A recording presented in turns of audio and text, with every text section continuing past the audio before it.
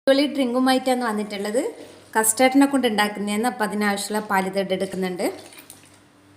അപ്പോൾ നമുക്ക് ഈ പാലൊന്ന് തിളപ്പിച്ചെടുക്കാം. ഒരു ബൗൾ എടുത്തിട്ടുണ്ട്. അതിലേക്ക് നമുക്ക് 4 സ്പൂണ് കസ്റ്റാർഡ് പൗഡർ ഇട്ട് കൊടുക്കാം.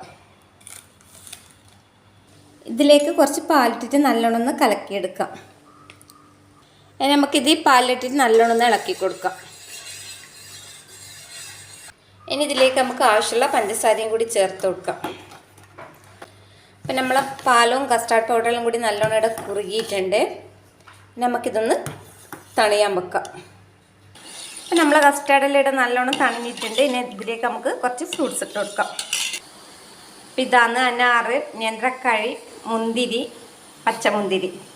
നിങ്ങൾക്ക് എന്താ വേണ്ടുന്നതെല്ലാം ഇട്ട് കൊടുക്കാം. നട്ട്സ് അങ്ങനത്തെ എല്ലാം ഇട്ട് കൊടുക്കാം. പക്ഷേ ഞാൻ ഇത് മാത്രമാണ് ഇട്ട് കൊടുക്കുന്നത്. എല്ലാം കൂടി നല്ലോണം ഒന്ന് മിക്സ് ചെയ്ത് കൊടുക്കാം. അപ്പോൾ നമ്മളെ കസ്റ്റാർഡ് ഡ്രിങ്ക് ഇവിടെ റെഡി ആയിട്ടുണ്ട്. നമ്മളെ വീഡിയോ ഇഷ്ടപ്പെട്ടതാണെങ്കിൽ ലൈക്ക് ചെയ്യുക, കമൻറ്റ് ചെയ്യുക, സബ്സ്ക്രൈബ് ചെയ്യുക. Thank you.